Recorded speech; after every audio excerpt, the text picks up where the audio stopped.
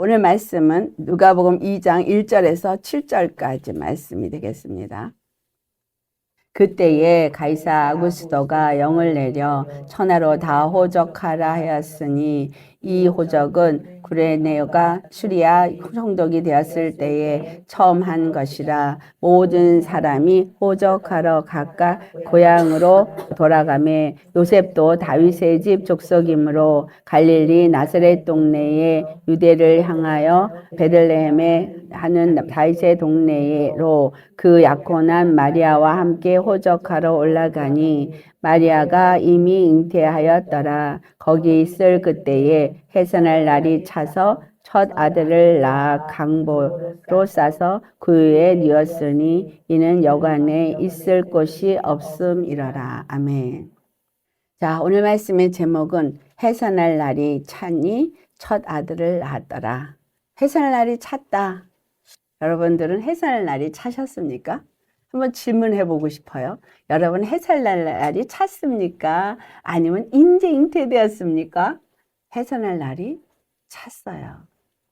급해졌습니다. 오늘 이 말씀을 통해서 우리가 이제 하나하나 이 시대에 우리에게 무엇을 말씀하시는가를 우리 한번 살펴보겠습니다. 자, 여기서 보니 1절, 그러니까 2절의 말씀에 가이사 아구스도가 영을 내렸어요. 무슨 영을 내렸어요? 천하로, 천하. 다 호적하러 하라고 말했어요. 천하가 다 호적하라. 모든 사람이 호적하라 그러니까 각각 자기 고향으로 돌아갔습니다. 여기서 천하에 호적하라. 해산할 때가 참해. 호적하라. 이게 연결이 되는 걸 생각하셔야 됩니다. 해산할 때가 참해. 천하에 호적하라. 즉 예수님이 이 땅에 오실 때가 차니까 가이사 아구스도가 호적을 하라고 했어요. 호적을 왜 하라 그랬느냐? 바로 로마의 집권 아래 있는 그 모든 백성이 얼마나 되는가를 살펴보기 위해서 호적을 하라는 겁니다. 여러분 호적 등본 있죠? 여러분 다 호적을 해야 됩니다. 그런데 여기서 호적을 할 때 어디 가서 호적을 해요? 자기 고향, 각각 그래서 자기 고향으로 돌아갔습니다. 여러분의 고향은 어디입니까? 호적을 하라고. 근데 누가 그렇게 했어요? 세상 임금이. 그렇다면 이 말은 때가 참해. 그 마리아를 통해서 예수 그리스도가 태어날 그때만을 얘기하는 게 아니라 때가 참해. 즉 말하면 예수님이 다시 올 때가 되심에 같은 말입니다. 왜? 예수님은 이 땅에 오셔서 십자가에서 죽으시고 부활하시고 그분만이 만왕의 왕이 되심을 나타내신 것은 우리에게 보여준 이 땅에서 이루어지는 하나의 사건의 시작이고 그것은 우리에게 모든 것을 보여준 것입니다. 근데 이것은 이미 제가 말씀드렸더니 구약의 모든 말씀을 성취하시는 사건이라 그랬어요.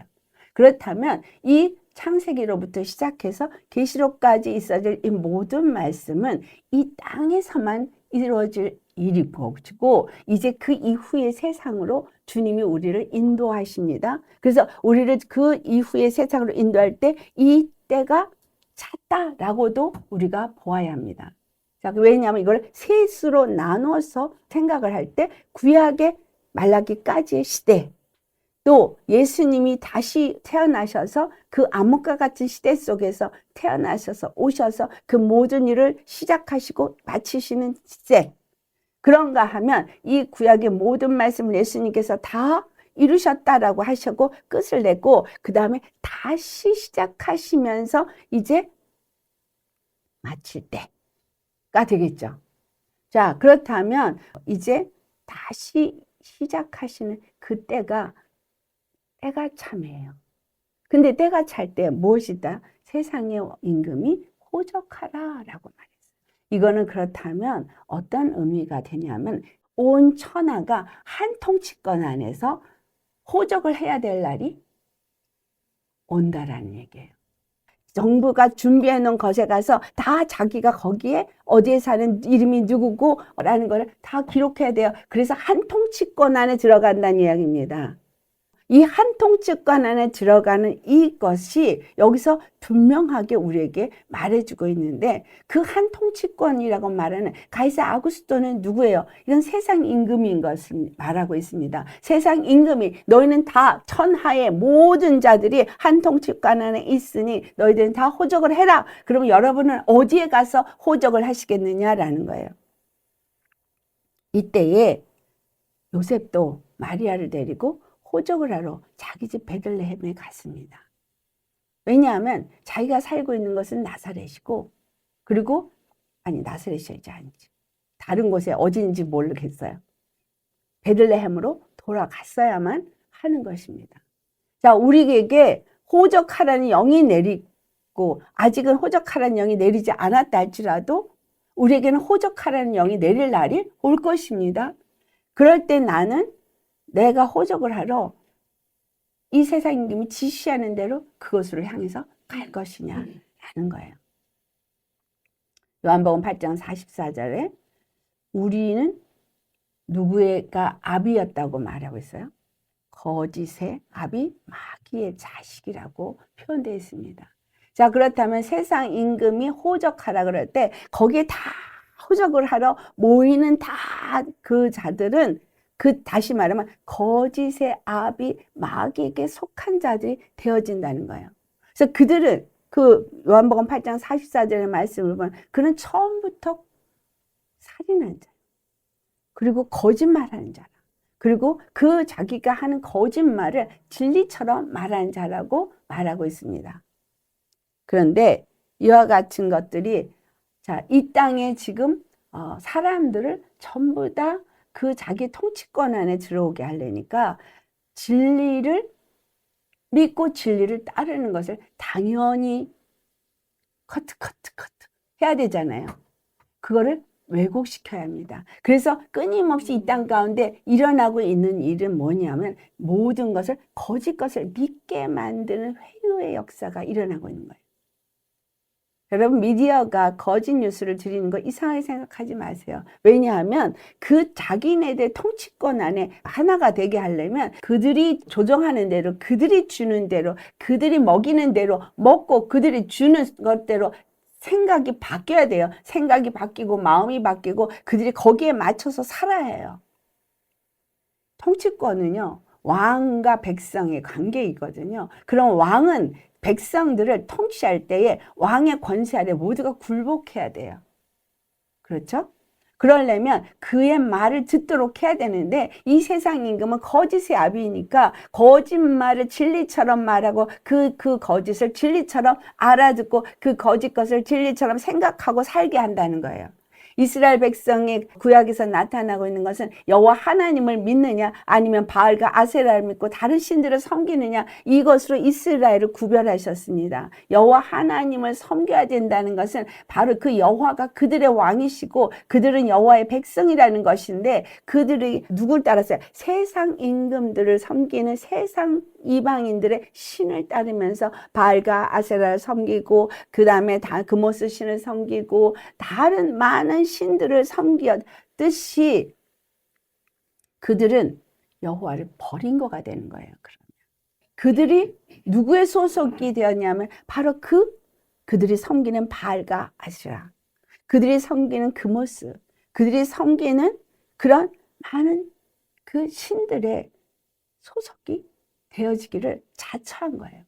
예수 그리스도를 통해서 우리가 십자가에서 구원을 받은 것처럼, 그때 이스라엘은 애굽의 종살이를 할 때 바로 여호와에 의해서 출애굽을 했고, 그들은 이스라엘 나라가 그렇게 해서 세워졌는데도 불구하고 그들은 그 여호와를 버리고 다른 신을, 이방의 다른 신들을 섬겼다라는 거예요. 그 이유가 뭐냐? 그 땅의 조건과 상황 가운데서 그것이 그들에게 합당하다고 여겼기 때문인 거예요.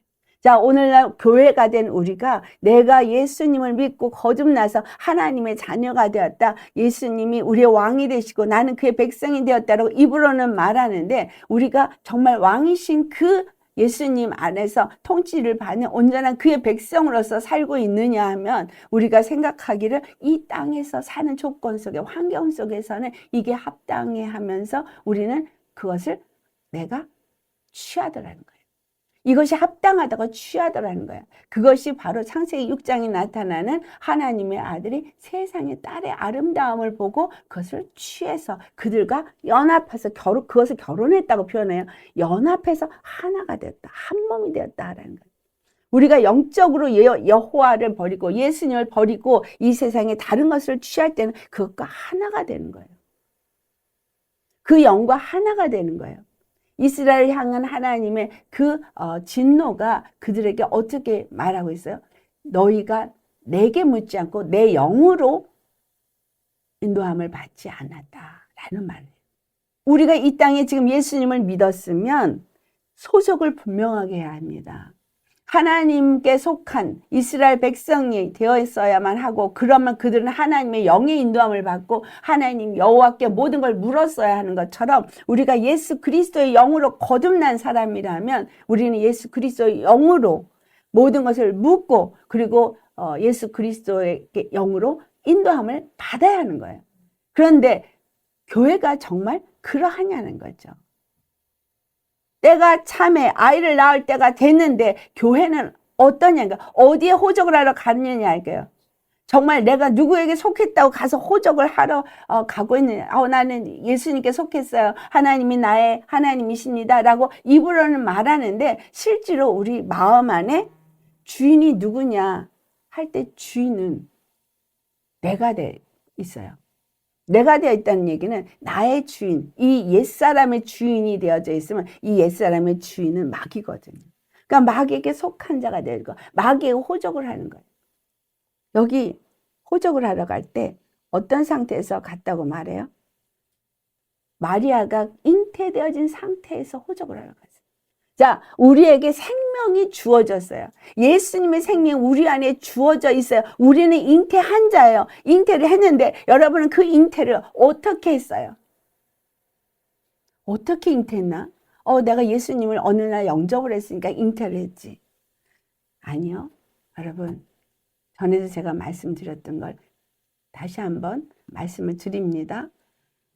아브라함이 사라하고 함께 아이를 낳을 때 그 사라가 아이를 못 낳으니 결혼을 했지만 하나님의 약속은 분명히 아브라함에게 천하 만민이 너로 말미암아 복을 받으리라. 그 말의 의미가 무슨 말인지 잘 몰랐어요. 근데 나중에 확실하게 알게 된 것은 바로 주께서 다시 오셔서 얘기할 때 창세기 15장에 이 내 종 기업을 다 주겠다 아니라 사락에서 낳은 아들에게 준다. 그랬더니 아들을 못 낳아. 사라가 잉태를 못해. 아기를 못 낳아. 그러니까 그때 아브라함에게는 말씀을 받았는데, 말씀은 받았어요. 여호와의 말씀을 받았어요. 약속을 받았어요. 그런데 아기를 못 낳아. 자, 이 오늘날의 교회도 똑같습니다. 말씀은 받았어요. 아기를 못 낳아. 아들을 못 낳아. 이삭을 못 낳아. 이 말이 이해가 되시나요? 근데 이 말이 이해가 되려면 그 다음 말씀, 육으로 하갈에게서 아들을 낳게 할 때 그 육으로 낳은 아들은 말씀으로 낳은 아들이 아니에요. 그렇죠? 육으로 낳은 아들이에요. 종에게서 낳은 아들이에요. 근데 사라에게서 낳을 때는 무엇으로 낳느냐? 말씀으로 낳았어요. 아브라함이 그 이전에 말씀을 받았어요. 안 받은 게 아니야. 말씀을 받았었는데 아들을 못 낳았어. 그 말의 의미는 뭘까요? 말씀은 받긴 받았는데 말씀이 생명이 안 됐다는 얘기예요. 이해가 되셔요? 말씀은 받기는 받는데 말씀이 생명이 안 됐어요. 그런데 언제 생명이 됐어요? 내가 아무것도 할 수 없다는 걸 깨달았대. 아이를 가질 수도 없고 씨를 뿌릴 수도 없고 아이를 낳을 수도 없다고 아브라함도 사라도 완전히, 그리고 그래서 육으로 노력해서 낳았으면 하나님이 아니라, 그가 아니라 사라에게서 낳은 자가 바로 그 약속, 그 언약을 성취할 자라고 했으니 이제는 우리 힘은 아무것도 할 수가 없어요. 어떤 상태예요? 비은 상태. 그렇죠? 비운 상태, 여러분이 비운 상태, 여러분의 심령에 내가 이렇게 해봐야지 저렇게 해봐야지 이게 없는 상태, 그런 상태가 되었을 때 그 다음에 여호와께서 그에게 찾아와서 말씀을 하십니다. 사라에게 내가 내년 이맘때에 찾아오리라. 여러분, 말씀이 임한 거예요. 그때 사라가 웃었어요. 아브라함도 웃었어요. 아니, 그런 일이 어떻게 일어나? 우리는 나을 수 없는데. 근데 왜 웃느냐? 여호와께서 능치 못함이 있겠느냐? 했을 때 두려워서 아닙니다. 여러분, 이 똑같은 사건이 누구에게 일어났어요? 사가랴, 엘리사벳. 사가랴에게 나타났어요. 거룩한 천사가 나타나서 엘리사벳이 아들을 낳을 것이다. 그 이름을 요한이라 하라. 아니, 이게 말이 됩니까? 우리는 나올 수가 없습니다. 그래서 뭐가 됐어요? 벙어리가 됐어요. 똑같은 사건이 있는데 아브라함에게 말씀을 줄 때 아브라함이 처음에는 생명을 잉태치 못하다가 나중에 99세가 돼서는 그가 그 말씀을 아멘으로 받았으니까. 왜? 자기는 아무것도 나올 수 없는 상태에서 말씀을 받으니까 잉태가 되었더라는 거예요. 자, 여기서 잉태케 한 것은 그러니까 뭐라는 얘기예요? 말씀이 잉태했다는 거예요. 말씀이 생명으로 잉태게 되었다는 거예요. 사가랴나 엘리사벳도 똑같이 나올 수 없는 상태였었죠. 그런데 말씀이 임하니까 말씀이 엘리사벳을 잉태케 했어요. 똑같이 마리아도, 동정녀 마리아도 예수 그리스도를 어떻게 잉태했어요? 말씀이 천사에게 의해서 천사가 와서 네가 아들을 낳으리라. 그 이름을 예수라 하라. 그래서 그 예수, 저의 백성을 저희 집에서 구원할 자가 이제 내게서 나게 되어질 것이다 라고 말씀을 하니 그 말씀이 그 안에 잉태케 된 거예요. 남자를 모르는 마리아에게 그 말씀이 생명으로 잉태되니까 그 말씀이 아이를 베게 한 거예요. 이것은 왜 이런 식으로 했냐? 우리도 똑같다는 거예요. 여러분 안에 어떻게 잉태가 됩니까? 주님의 말씀을 하셨을 때 그 말씀을 내가 아멘으로 받으면 잉태게 되는 거예요. 언제 거듭나셨습니까? 그러면은 글쎄 내가 언제 거듭났나? 거듭나셨습니까? 글쎄 내가 거듭난지 아닌지 모르겠어요. 어떻게 하면 거듭난 거지? 성령을 받아서 방언을 해야 거듭난 거지.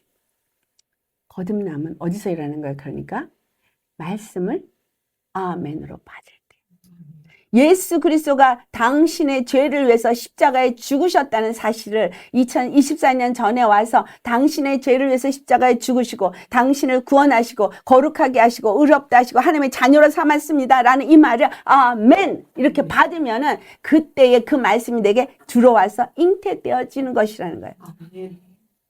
잉태가 되었으면 잉태가 된 데에서부터 머물러 있으면 안 되는 거죠. 자라나야 되잖아요. 그런데 많은 그리스도인들이 잉태가 돼서 예수님을 영접했어요. 그래서 나는 거듭났습니다. 하나님의 자녀가 되었습니다. 하는데 한 번 구원은 영원한 구원인 거라가 완전히 그냥 잡혀버려가지고 그 다음에 자라나지 못해. 어떻게 잉태됐다고요? 말씀을 아멘으로 받으니까 말씀이 잉태케 하였다. 그러면 말씀을 계속 먹고 아멘, 아멘, 아멘 해야 생명이 자라날 거 아니에요. 그런데 그 말씀을 뭐예요? 잉태케 된 자궁이 있는 거예요. 우리 안에 여러분 여자에게 자궁이 있죠. 아기를 낳기 위해서 잉태되는 자궁이 있습니다. 근데 육의 자궁이 아닌 다른 자궁이 우리 안에 있는 거예요. 모든 자에게 자궁이 있어요. 이 자궁에 바로 그 생명이 잉태가 된 거예요. 여러분 임신했습니까? 다? 예수님의 생명을 잉태한 거예요. 그 자궁에 잉태한 거예요. 어떻게 하니까 잉태가 됐어요? 말씀이 살아나니까. 말씀을 아멘으로 받아들이니까 말씀이 살아나니까 잉태된 거예요. 나을 수 없는 태. 절대 줄 수 없는 씨를 가진 아브라함도 사라에게 잉태했고 사가랴도 잉태했고 마리아도 잉태되었고 우리도 잉태될 수 있는 거예요. 말씀이 우리 안에 우리 자궁 안에 들어오니까 주님이 여러분 안에 다른 자궁을 주셨어요. 그 자궁에 뭐만 잉태되어져요? 하늘로부터 주시는 말씀이 생명으로 올 때만 그 자궁에 있는 아기는 잉태되어진 자궁 안에서 자라나는 거예요. 그러니까 무엇으로만 자라나요? 하늘로부터 주신 말씀으로밖에는 자라나지 않아요.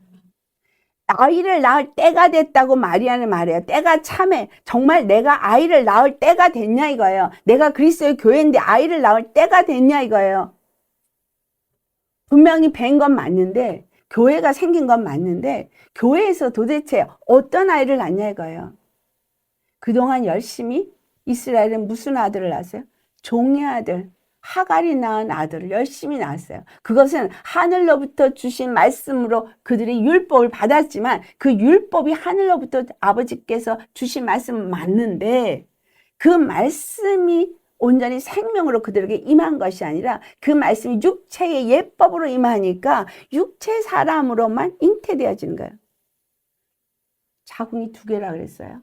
자, 육체의 자궁 속에서는 육체로 낳은 것들이 자라고 있고 영으로 잉태된 자궁에서는 영의 말씀으로만 자라나지는 이 2개의 자궁이 우리 안에 있는데 교회가, 이스라엘이라는 교회가 계속해서 율법을 육으로 받으니까 육으로 받은 아들만 계속 자라난 거예요. 그래서 그들은 열심히 섬기고 열심히 섬기지만 실질적으로 예수님이 그 땅에 오셨을 때 그걸 알아보지 못했어요. 바로 내 안에 잉태된 이 아이를 낳을 것이기 때문에 호적하러 가야 돼요. 그런데 그 호적하러 간 그곳에서 마리아가 첫 아들을 낳습니다. 우리가 정말 낳을 이 아들은 어디다 호적을 해야 됩니까? 내가 이 땅에 속한 사람이면 육의 아들을 준비해가지고 이 땅에 기록한 육의 아들 호적이 된 자를 낳을 것입니다. 하지만 영의 아들을 내가 낳게 되면 나는 하늘의 호적을 하는 하늘의 아들을 낳게 될 것입니다. 어떤 아들을 낳으실 것입니까? 우리 심령이 땅이죠? 땅에 대해서 어떻게 말하고 있느냐. 베드로 후서 3장 5절을 우리 가보시겠습니다. 이는 하늘이 옛적부터 있는 것과 땅이 물에서 나와 물로 성립된 것도 하나님의 말씀으로 된 것을 그들이 일부러 잊으려 함이로다. 네. 자, 여기도 땅이 물에서 나와 물로 성립된 것도 하나님의 말씀으로 된 것이라고 했는데 그것을 그들이 일부러 잊으려 합니다. 이 말씀이 창세기 1장 9절에서부터 10절 말씀에 하나님께서 셋째 날 하신 일이죠. 천하의 물이 한 곳으로 모여라. 그러니까 윗물과 아랫물을 나누고 천하의 물이 한 곳으로 모여라. 그래서 물이 다 한 곳으로 모이고 그것을 바다라고 불렀는데 그 다음에 묻이 물에서 분리되게 하시죠. 묻이 드러나라 하니까 물은 한 곳으로 모이고 땅은 드러났어요. 그러니까 땅이 어디서 나왔어요? 물에서 나왔어요. 그런데 이게 뭐에 의해서 나왔어요? 말씀에 의해서 나왔어요. 이해가 되세요? 그래서 말씀에 의해서 나온 땅과 바다는 분명히 분리가 되고 있습니다. 호적하는 게 분명히 바다와 땅은 달라요. 근데 이 땅이 원래 바다에서 나왔어요. 그리고 나서 그 다음에 그 땅이라고 부른 다음에 뭐라 그러시죠? 씨 맺고 열매 맺는 채소와 나무가 나게 하라고 말해요. 이 땅이 바다에서 나온 그 목적은 분명하게 씨 맺는 채소와 열매 맺는 나무를 심어내기 위해서 나온 게 땅이에요. 이 땅에서 아담을 만들었어요. 그러면 이 땅이 먼저 나왔어요? 아담이 먼저 나왔어요? 땅이 먼저 나왔어요. 그리고 거기서 아담이 만들었어요. 이것은 그러면 신약으로 와서는 어떤 의미를 주고 있냐? 바다에서부터 땅이 나온 것처럼 이 세상에서부터 하나님이 땅을 이끌어내십니다. 누구? 우리 그리스도의 교회. 어떻게 이끌어내냐? 말씀으로 이끌어냈어요. 그죠? 말씀으로. 자, 예수님이 말씀이 육신이 되어 하늘에서부터 이 땅에 오신 날입니다. 크리스마스라고 말하는 날. 정말 그 예수님의 말씀이 이 땅에 오셨는데 왜 오셨느냐? 말씀이 이 땅에 오셔서 하신 것은 첫 번째 빛과 어둠을 나누시고, 두 번째 물과 물을 나누시고, 세 번째 땅을 물에서 나오게 하시기 위해서. 아멘이에요. 그래서 빛과 어둠이 무엇인지를 세상으로 알게 했어요.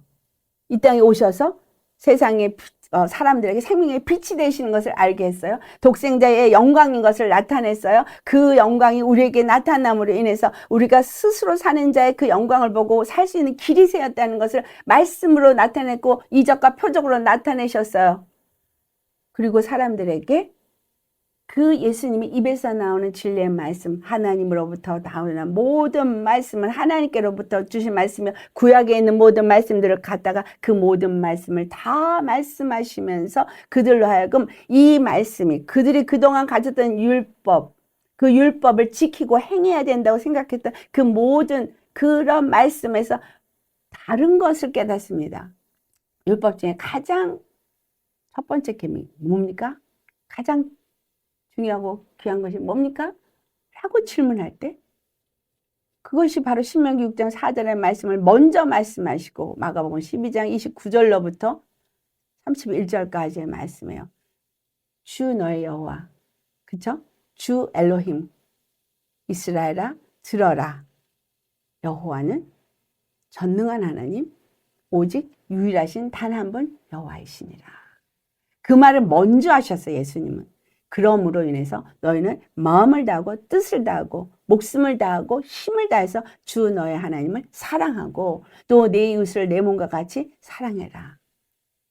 지금 율법 전체의 강령을 딱 요약을 해주시고 그리고 이것을 예수님이 이루신 이것이 진리라는 것을 가르쳐준 것이 십자가에 죽으시고 부활하신 거예요. 왜냐하면 주님을 사랑하니까 아버지의 뜻대로 순종했고 이 땅에는 분명히 불순종하는 아들들 가운데 역사하는 영들이라고 말했고 예수님은 그 가운데서 분리되어져서 거짓이 아닌 참 진리로서 아버지의 말씀대로 순종하셨어요. 그리고 순종하신 그분은 또한 우리에게 생명을 주시는 단 한 분 구원이심을 나타내신 거예요. 근데 그 생명은 뭐야? 모든 이 땅의 형제된 이웃을 사랑하기 위해서 죽으신 거예요. 완전히 그 십자가에서 그 강령의 그 핵심되는 일을 한 번에 이루신 것을 나타낸 사건이 십자가에 죽으신 사건이거든요. 그래서 그들은 그 율법을 받은 것에서 잉태되어 왔고 그것을 계속해서 이스라엘의 자녀를 낳았어요. 이스라엘 자녀가 세상에 수없이 많아지게 됐지만 무수히 많아지게 됐지만 그 안에서 낳은 아들들은 전부가 다 무슨 아들이에요? 하갈이 낳은 이스마엘과 같은 율법의 아들이었어요. 이거는 육체로 낳은 아들. 주님은 육체로 낳은 아들을 원하지 않아요. 생명으로 낳은 아들, 하나님으로부터 주시는 말씀으로 낳은 아들을 원해요. 근데 오늘날 교회는 어떻습니까? 말씀을 준다고 계속 교회가 말씀을 줘요. 말씀을 받습니다. 목사님 말씀대로 들으시고 여러분 그 말씀을 받고 여러분은 어떤 아들을 낳고 계시냐? 어떤 생명으로 여러분 안에서 잉태되어 있느냐라는 거죠. 오늘날 교회가 어떤 모습으로 우리에게 열매 맺고 있는 걸 보여주고 있습니까? 육체의 사람입니까? 영의 사람입니까? 육체의 사람은 육체의 일을 생각하지만 영의 사람은 영의 일을 생각한다 그랬어요. 육체의 사람은 사망이지만 영의 사람은 생명과 평안이라 그랬어요. 내가 정말 호적을 어디에다 해야 될 그 자궁에 어떤 태에서 어떤 걸 받아 먹느냐는 거예요. 그 자궁은 탯줄이 연결되어 있어서 거기서 받아 먹잖아요. 나는 뭘 받아 먹냐는 거예요. 말씀을 받는데 아무리 생명의 말씀을 전해도 그죠? 여호와께서 아브라함에게 분명히 생명의 말씀을 전했어요. 분명히 약속의 말씀을 줬어요. 아브라함이 생명으로 먹었어요? 못 먹었어요. 그 말씀을 온전히 깨닫지 못할까. 듣긴 들었어요. 하나도 열매를 못 맺었어요. 아, 주님은 왜 99세까지 잉태치 못하게 했지? 그가 믿지 않으니까. 그가 자기의 생각을 버리지 않으니까. 오늘날 교회도 똑같은 거예요. 그가 믿지 않으니까. 그가 자기 생각을 버리지 않으니까. 여러분, 자기의 생각을 버리지 않으시면 절대로 말씀이 생명이 되지 않습니다. 여러분, 말씀 얼마나 많이 들으셨어요? 너무 많이 들으셨죠? 저한테 얼마나 말씀을 많이 들으셨어요? 그런데 과연 그 중에서 얼마나 생명의 말씀이 되었습니까? 그 말씀이 어느 정도 퍼센테이지가 여러분에게 생명이 되어져서 여러분을 변화시키셨고 여러분 안에서 예수 그리스도의 생명으로 자라나고 있느냐라는 거예요. 예수님이 내 안에 자라나면 예수님이 나타나죠. 이제 호적할 때가 곧 오는데 오지다 하실 거예요. 이때에 요셉이 호적하러 베들레헴에 갔어요. 베들레헴은 이 원어의 뜻이 뭐냐면 다윗의 족속인 요셉의 고향인 거예요. 베들레헴이. 근데 베들레헴은 House of Bread, 떡집이에요. 떡을 먹을 수 있는 집. 다시 말하면 애굽에서 어린 양의 피를 문인방과 좌우문설주에 바른 그 안에서 여러분 어린 양의 고기를 먹고 떡을 먹었어요. 그 집, 피 바른 집이 베들레헴이라는 의미예요. 이 베들레헴. 근데 여기서 또 하나의 사건이 이 베들레헴에 있습니다. 이 또 하나의 사건은 뭐냐 하면 라헬이 창세기 35장 19절을 보면 베들레헴에서 베냐민을 낳고 죽었어요. 아들을 낳았는데 죽고 아들을 낳았어요. 그런데 야곱의 마지막 아들인 거예요. 마지막 끝의 아들인 거예요. 그런데 이 베냐민이 나중에 유다 족속에 합쳐져서 베냐민이라는 이름 자체가 없이 그냥 유다 지파로 다 돼버려요. 그래서 북왕국 10지파가 이스라엘의 이름을 가져가고 남왕국 유다와 그 다음에 베냐민 둘이 유다 왕국으로 표현되어져요. 그래서 베냐민은 유다 왕국에 포함이 되어집니다. 그래서 이 베들레헴이 라헬이 베냐민을 낳고 죽은 곳이지만 그것이 다윗의 족속들의 고향인 거죠. 근데 그것이 바로 떡집이더라. 우리가 빵을 먹고 떡을 먹을 수 있는 집.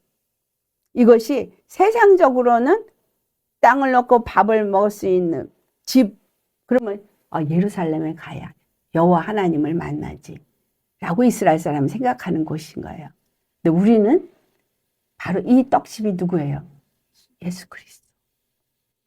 소속이 분명히 달라요. 그렇죠? 예수 그리스도가 나의 떡집이면 나는 고향인 바로 그곳에 가서 호적을 해야 되는 거잖아요. 내가 어디서 나왔어요? 바다에서 나왔어요. 그러니까 바다에 있으면 안 돼요. 나와야 돼요. 그리고 하나님의 손에 의해서 그 다음에 그 땅이 아담으로 형상이 만들어지고 그 코에 생기가 들어가서 아담이 되어야 되는 거예요.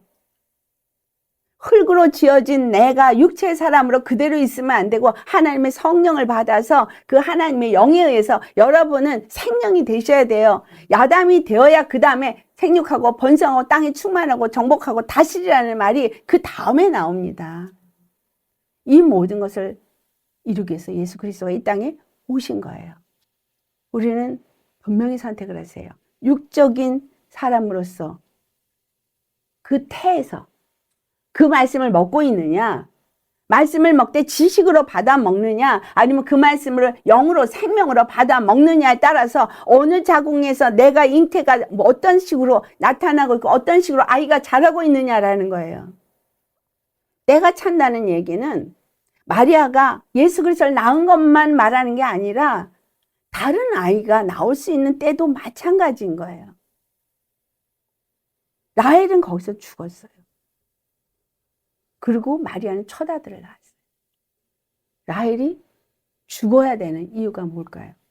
그가 마지막 아들을 낳고 죽은 이 라헬의 이야기를 정말 아주 공교롭게 어디에서 이것을 말하냐면 마태복음 2장에 헤롯 왕이 예수를 죽이기 위해서 2살 아래로 아이들을 다 죽였을 때 라마에서 라헬의 통곡이 있다고 표현하고 있어요. 그러니까 라헬은 누구냐면 야곱의 사랑을 받은 자. 야곱의 사랑을 받았는데 아이를 낳지 못하고 있다가 겨우 하나 낳고 또 못 낳고 있다가 나중에 그 아들을 낳을 때 죽은 거예요. 아주 이 모든 이야기들이 다 의미를 주고 있거든요.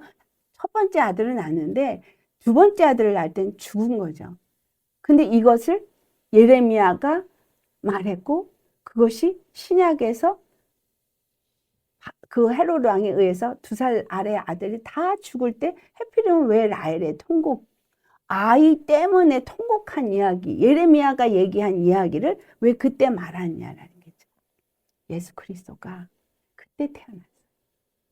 그 예수 그리스도가 태어난 것을 산딸이 참에 이제 첫 아들을 낳았을 때 여기서 첫 아들을 낳아서 강보에 쌌다 할 때 이 산딸이 자서 아이를 낳은 이 이야기를 계시록 가지고 우리가 한번 살펴볼 필요가 있겠습니다. 계시록 12장을 보시면 2절에 산딸이 차서 이제 아이를 낳을 때가 된 것이 여기 2절에 나옵니다. 같이 봉독합니다. 이 여자가 아이를 베어 해산하게 되매 아파서 애를 쓰며 부르짖더라. 네.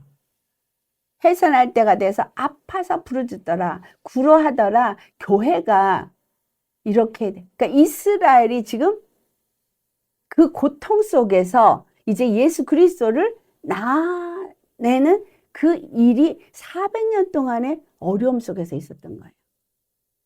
그 고통 속에서 캄캄한 어둠 속에서 빛이 없고 도대체가 아무것도 보이지 아니하는 나을 힘이 전혀 없는 것 같은 속에서 그 어둠 속에서 뭐가 이루어진 거예요? 잉태가 이루어졌다는 얘기예요.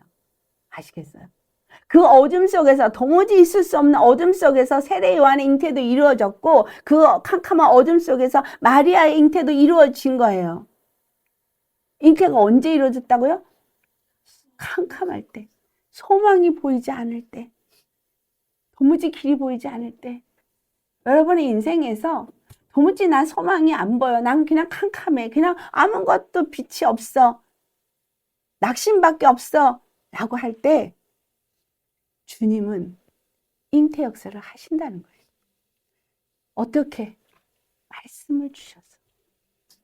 말씀을 주셔서. 근데 그 말씀을 주시는 이유가 뭘까요? 왜 잉태케 할까요? 말라기 2장 15절에 뭐라고 말해요? 경건한 자손 하나를 얻기 위해서. 아들 하나를 얻기 위해서 영이 무효할지라도 오직 한 영만 짓지 않았느냐? 물에서 묻이 나와서 땅에서 한 영을 부었는데 그게 아담이고 그 한 영만 한 것은 경건한 자손을 얻기 위해서라고 한 것처럼 이 땅에 하나님의 말씀이 영으로 오셔서 그 말씀이 육을 입고 한 아들 경건한 자손 그를 얻기 위해서 오셨다는 거예요. 근데 그 아들을 얻는데 십자가에 죽으신 거예요. 이삭을 번제로 드려야 되는 것처럼 그분이 죽으신 거예요. 약속의 말씀이 성취되어지는 대로 이삭이 왔어요. 근데 이삭을 드리라 그랬어요. 예수님이 오셨어요. 근데 예수님이 드렸어야 해요. 우리에게 예수님이 왔어요. 근데 우리 안에 있는 그 예수님이 드려져야 돼요. 내가 예수님을 영접하고 믿었다고 하면서 나를 드릴 생각이 전혀 없고 여전히 내가 살아있으면 이 아기는 온전히 하나님 앞에 그 뜻을 이루는 자가 될 수가 없는 거예요. 그래서 여기 계시록 12장 우리 4절 5절 같이 봉독합니다. 그 꼬리가 하늘의 별 3분의 1을 끌어다가 땅에 던지더라. 용이 해산하려는 여자 앞에서 그가 해산하면 그 아이를 삼키고자 하더니 여자가 아들을 낳으니 이는 장차 철장으로 만국을 다스릴 남자라. 그 아이를 하나님 앞과 그 보좌 앞으로 올려가더라. 네. 이스라엘 가운데 예수 그리스도가 나왔어요. 해산하는 고통을 가운데서 아이를 낳았지만 거기에 이 뭐예요? 용은 하늘의 별 3분의 1을 더 끌어다가 땅에 던지고 그리고 이 아이를 삼키려고 준비하고 있더라는 거예요. 어두운 가운데 잉태가 됐고 어두운 가운데 아이를 낳았어요. 자, 누가 지배하고 있어요? 어둠이 지배하고 있어요. 그때 용이 꼬리로 3분의 1을 다 끌어다가 땅에 던지고 도무지 거기서 살아난 자가 없는 거예요. 그냥 지배하고 있다는 거예요. 이 말을 여러분, 이 계시록입니다. 마지막 때 우리 앞에 일어납니다. 어둠 속에서 여호와는 잉태케 하십니다. 낳게 하십니다. 누구를? 엘리야 영을 가진 세례 요한을 낳게 한 것처럼 이 땅에 엘리야 영으로 임하셔서 그렇게 악한 영들을 대적할 자를 낳으십니다. 지금 낳고 계십니다. 여러분, 그런 자가 되기를 원하십니까? 엘리야 영이 온다 그랬어요. 말레기에 임했던 것이 지금 이 시대에 임하고 있습니다. 엘리야 영이 와서 이제 낳게 하는 거예요. 엘리야가 뭘 했어요? 바알의 선지자를 400명이나 죽였어요. 대적한 일을 했어요.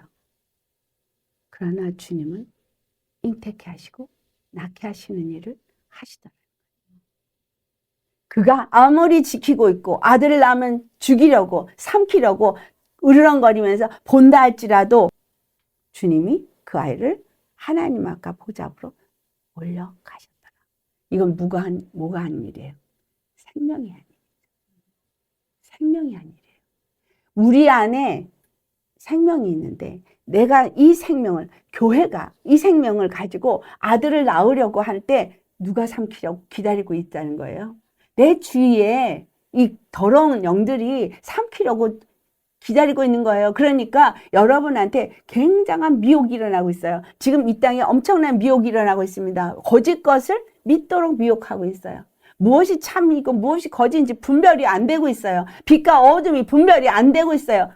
주의 말씀이 임할 때에 그 말씀이 빛이고 진리인 것을 분명하게 가르쳐 주는 주의 종이 일어나야 되는 겁니다. 무엇이 진리인지 무엇이 거짓인지 분명하게 아는 말씀을 선포해야 돼요. 잉태된 자는 아들을 낳으면, 예수님을 낳으면, 말씀이 육신이 되어서 나오면 그분이 빛과 어둠을 나누신 것처럼, 윗물과 아랫물을 나누신 것처럼 이 땅에 그 일이 일어나야 되는 거예요. 엘리야가 와서 참 하나님 누구신지를 나타냈어요. 엘리야가 와야 되겠죠. 당연히 세례 요한이 먼저 와야 되는 것처럼 엘리야가 와야 돼요. 엘리야가 온 다음에 세례 요한이 예수님을 지목했어요. 회개하라, 천국에 가까이. 그러면 예수님이 오시기 전에 반드시 엘리야가 일어나야 되는 거예요. 그리고 엘리야가 그 말을 다 몸을 치고 엘리사가 마쳤잖아요. 그 마친 게 뭐예요? 첫 번째, 그 아람 왕 하사엘을 기름 부어주고, 두 번째, 예후에게 기름을 부어줬어요. 엘리야는 엘리사에게만 기름을 부어줬어요. 그러니까 마지막 때 남은 자는 무슨 일을 할까?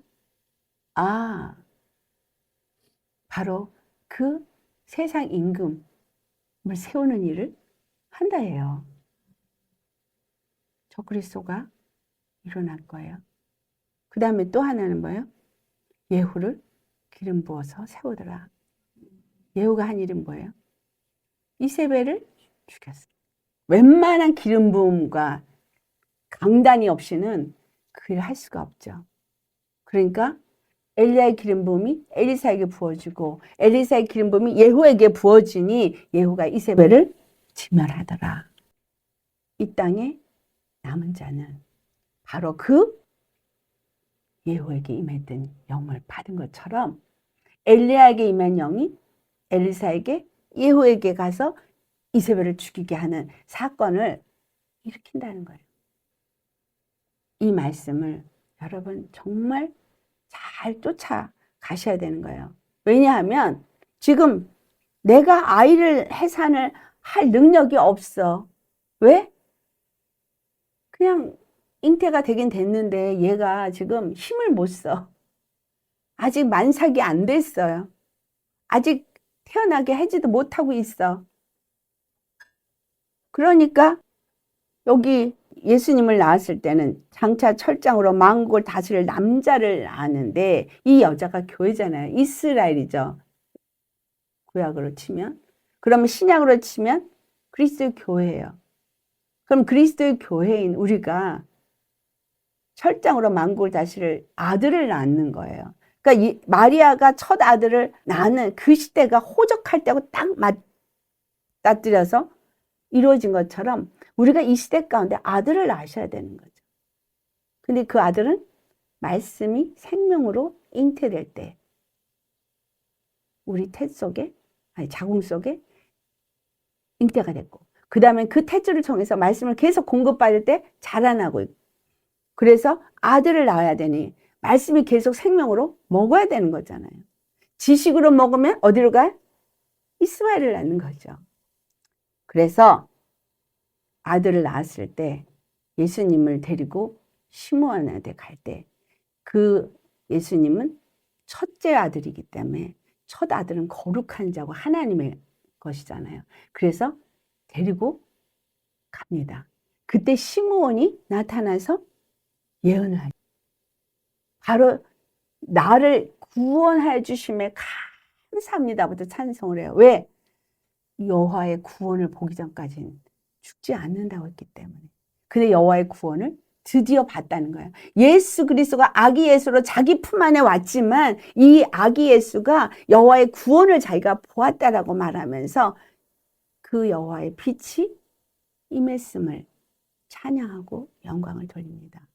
여러분, 오늘 우리가 예수님이 그냥 2024년 전에 이 땅에 오셨다라는 크리스마스를 생각하면서 예배한다가 아니라 여러분이 시몬이 되셔야 합니다. 이미 오셨지만 또 다시 오실 예수님을 여러분이 여기서 본 것처럼 그 예수님의 말씀을 받을 때에 그 아기를 본 시므온이 그 말씀을 받은 것처럼 그리고 찬양한 것처럼 그렇게 다시 오실 예수님이 오시면 이 아기 예수가 오셔서 빛으로 구원으로 오시나 여호와의 구원이 이스라엘에게 임한 것을 보았다라고 그는 고백했지만 우리는 예수님이 이 땅에 오시면 완전히 끝나는 거예요. 다 끝나는 거예요. 여호와의 구원이 완전히 우리에게 이루어지는 거예요. 그것을 본 자처럼 그분을 찬양할 수 있어야 되겠죠. 오직 여호와께서 원한 것은 아들이에요. 경건한 자손이에요. 그러면 우리 교회에게 원하는 건 뭐예요? 경건한 자손, 아들. 그 아들은 하나예요.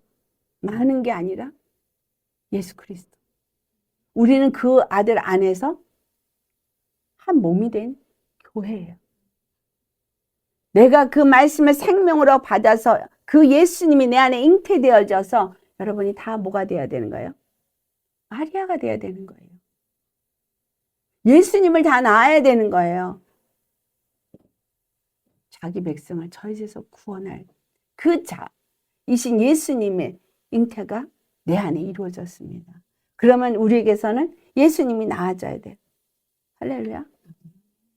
예수님이 나아져야 돼요. 그런데 이 말라기 2장 우리 10절을 좀 가보시겠어요? 우리는 한 아버지를 가지지 아니었느냐? 한 아버지께서 지으신 바가 아니냐? 어찌하여 우리 각 사람이 자기 형제에게 거짓을 행하여 우리 조상들의 언약을 욕되게 하느냐? 11절 유다는 거짓을 행하였고 이스라엘과 예루살렘 중에서는 가증한 일을 행하였으며 유다는 여호와께서 사랑하시는 그 성결을 욕되게 하여 이방신의 딸과 결혼하였으니 이 일을 행하는 사람에게 속한 자는 깨는 자나 응답하는 자는 물론이요 만군의 여호와께 제사를 드리는 자도 여호와께서 야곱의 장막 가운데서 끊어 버리시리라. 아멘. 유다가 아무리 하나님의 이름을 가졌다고 하나님의 백성이라고 말한다 할지라도 거짓을 행한다면 이스라엘과 예루살렘 중에서 가증한 일을 행한다면 여호와께서 사랑하는 그 성읍을 욕되게 한다면 그래서 이방인 딸과 결혼을 한다면 끊어진다. 오늘날 교회가 이와 같습니다. 그렇지 않습니까? 여호와의 사랑하시는 그 성결을 거룩함을 욕되게 만들어서 예수님이 십자가에 죽으신 것을 헛되게 합니다. 여러분, 이게 다른 사람의 일이 아니라 바로 저와 여러분의 일이 아닙니까? 내가 거짓을 행해, 욕되게 해, 그리고 하나님의 거룩한 성전을 더럽혀 끊어버리신대요. 주님이 오시기 전에 이것이 말라기에 그렇게 끝이 난 거예요. 그래서 이스라엘에게서 여호와가 떠나신 거예요. 그런데 400년 후에 다시 오셨어요. 이 땅이 이와 같이 죄악 가운데 있고 교회가 이와 같이 죄악 가운데 있지만 그러나 이 캄캄함을 주님이 허락하신 거예요. 이 어둠을 허락하신 거예요. 왜?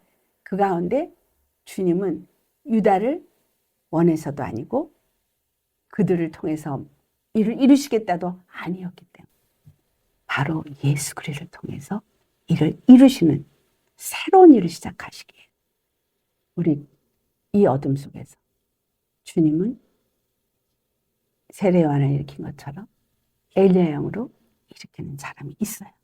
누가 일으켜요? 주께서 직접. 낳을 수 없는 중에 아들을 낳게 합니다. 자, 내가 낳을 수 있다고 생각하는 교회, 내가 낳을 수 있다고 생각하는 교만한 교회 사용 안 하십니다.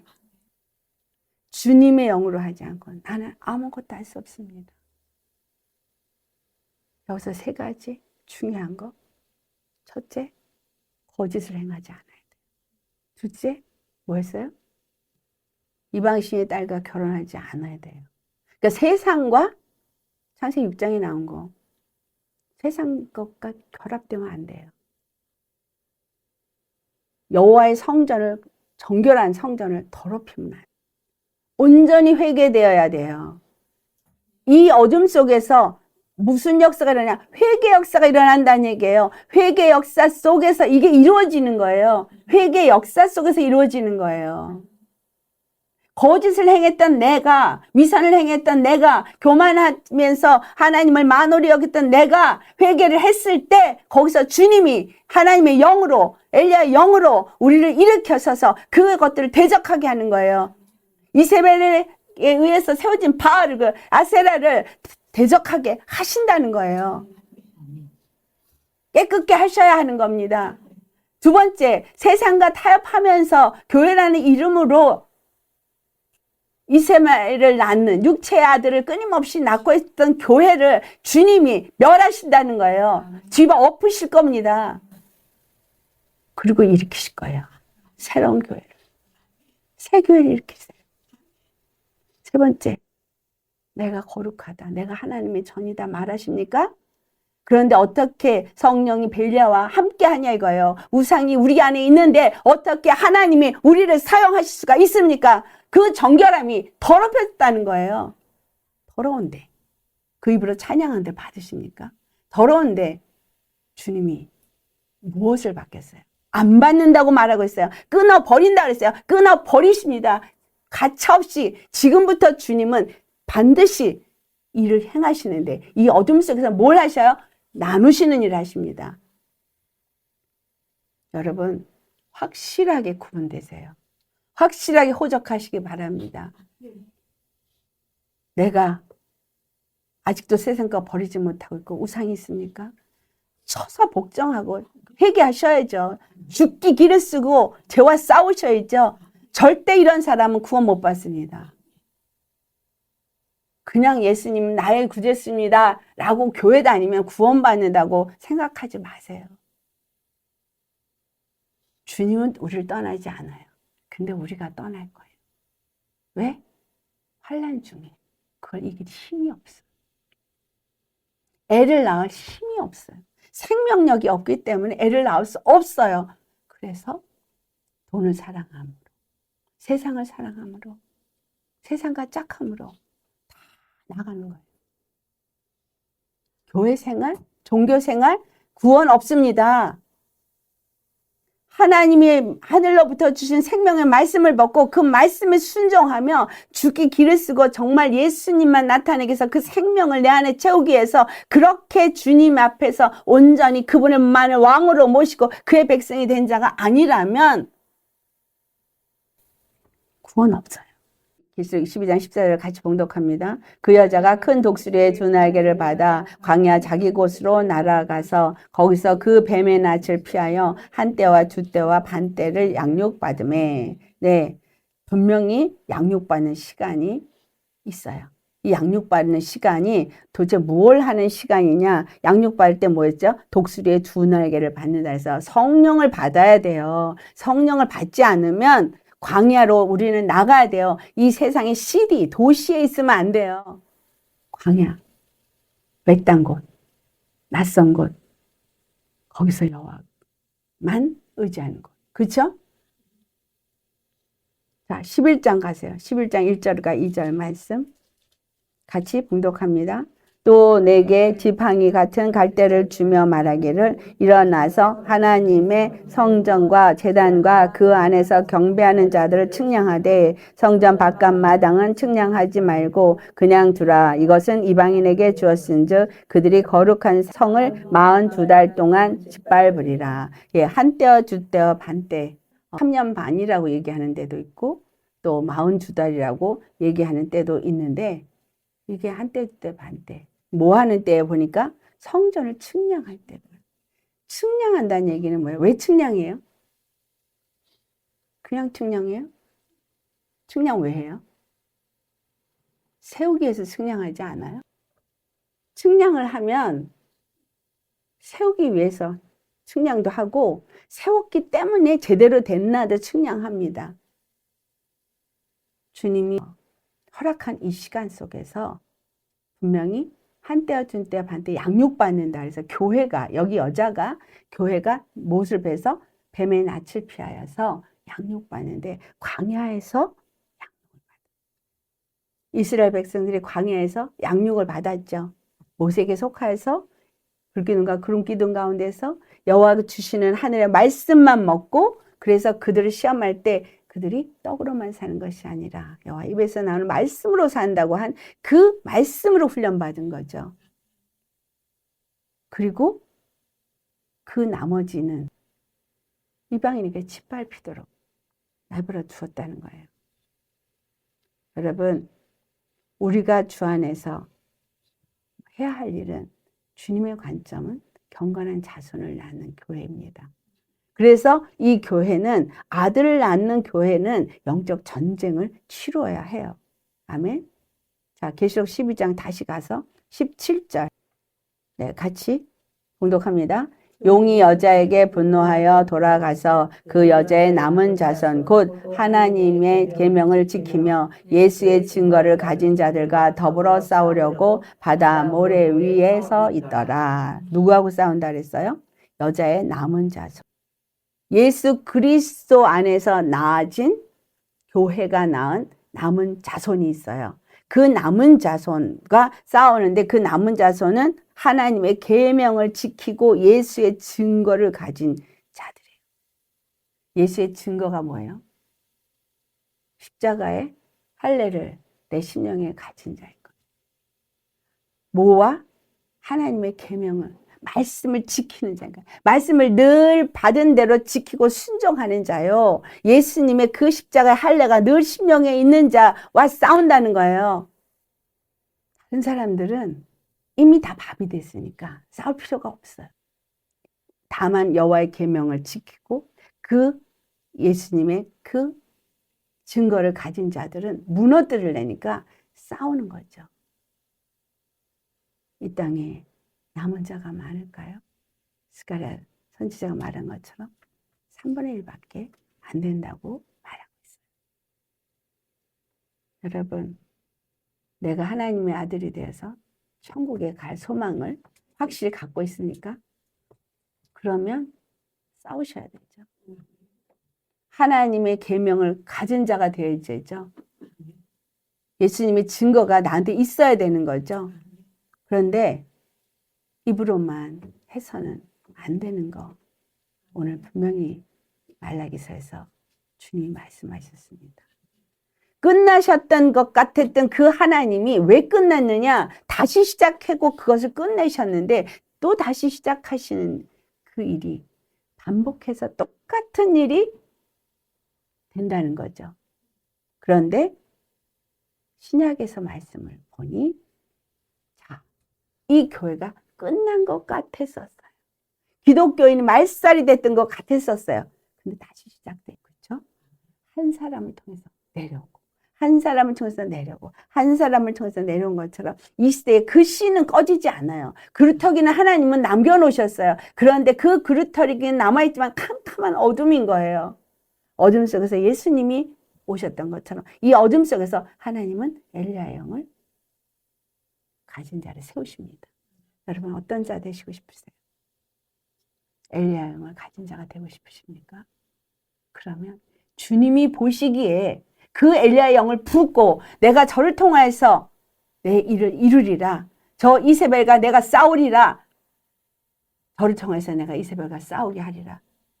이세벨과 그 선지자들과 싸운 엘리야의 기도가 뭐예요? 하나님이 나의 하나님 되신 것과 내가 하나님의 종인 것과 내가 하는 이 모든 일이 하나님께서 하신 일인 것을 나타내시옵소서요. 우린 그렇게 살아야 돼요. 하나님 여러분의 하나님이십니까? 나는 그분의 종입니까? 그렇다면 거짓 행실 버리셔야 되죠. 세상과 짝하면 안 되죠. 그 다음에 주의 거룩한 성전을 더럽히시면 안 돼요.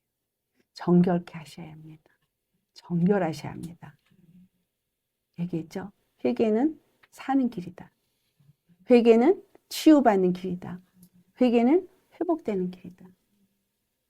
회개된 그 깨끗한 심령이 될 때 엘리야 영이 그게 임하는 거지. 그렇지 않고는 임하지 않습니다. 우리 모두 정말 예수 그리스도 안에서 해산의 때가 찼을 때 아들을 낳은 교회가 되어질 수 있기를 바랍니다. 해산의 때가 되매 첫 아들을 우리 모두 그와 같이 교회가 여자가 마리아가 되도록 예수님 앞에 전심으로 더 정결하고 거룩한 자로 세워지기를 축원합니다. 기도하시겠습니다.